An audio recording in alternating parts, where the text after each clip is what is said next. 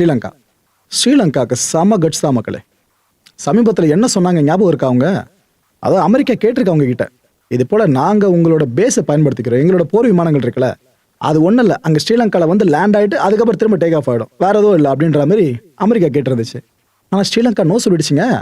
இல்லை இல்லை, ஈரானுக்கு எதிரான இந்த போர் இருக்குல்ல, இதில் நாங்கள் கான்ட்ரிபியூட் பண்ண விரும்பல, அது ஈரானோட இறையாண்மைக்கு எதிராக நாங்கள் செயல்படுற மாதிரி மாறிடும்னு சொல்லிட்டு மறுத்துட்டாங்க.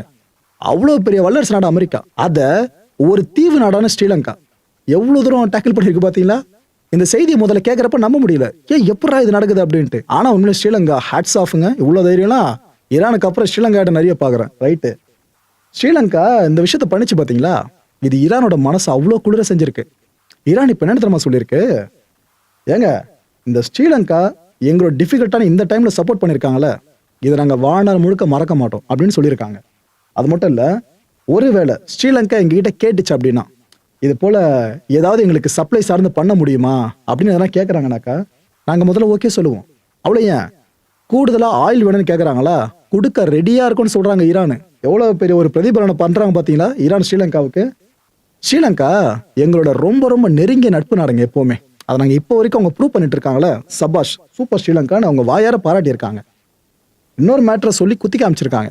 என்ன தெரியுமா, எங்கள் மேலே அவ்வளோ சாங்ஷன்ஸை போட்டிருக்காங்க, ஆனால் எங்களோட ஃப்ரெண்ட்ஸ் எல்லாருமே எங்களுக்கு ஹெல்ப் பண்ணிக்கிட்டு இருக்காங்க.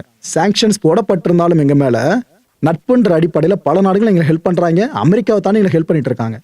ஆனால் இன்னொரு பக்கம் அமெரிக்கா என்ன பண்ணிட்டு இருக்கு, இந்த சூப்பர் பவர்ஸான அமெரிக்காவும் இஸ்ரேலும் அவங்களோட ஃப்ரெண்ட்ஸ் கிட்ட ஹெல்ப் கேட்டு கெஞ்சிக்கிட்டு இருக்காங்க, வாங்க இந்த போரில் பங்கேறுங்க அப்படின்னு சொல்லிட்டு.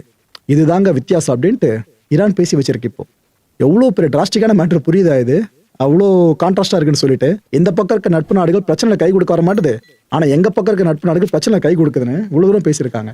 ஸ்ரீலங்கா மட்டும் இல்லைங்க, இந்தியாவுக்கும் தங்களோட ஒரு மனப்பூர்வமான நன்றியை ஈரான் பதிவு பண்ணியிருக்கு. இந்த அவசர காலத்தில் எங்க சார்ந்து உதவி பண்ணியிருக்கேன்னு இந்தியாவுக்கும் பதிவு பண்ணியிருக்காங்க. இது போல ஈரான் சார்ந்து உதவி பண்ற நாடுகள் எண்ணிக்கை மேலே போயிட்டு இருக்கு, ஆனால் நியூட்ரலை கடைபிடிச்சிருக்க நாடுகள் எண்ணிக்கை கொஞ்சம் கம்மியாக தான் இருக்கு இந்தியா மாதிரி.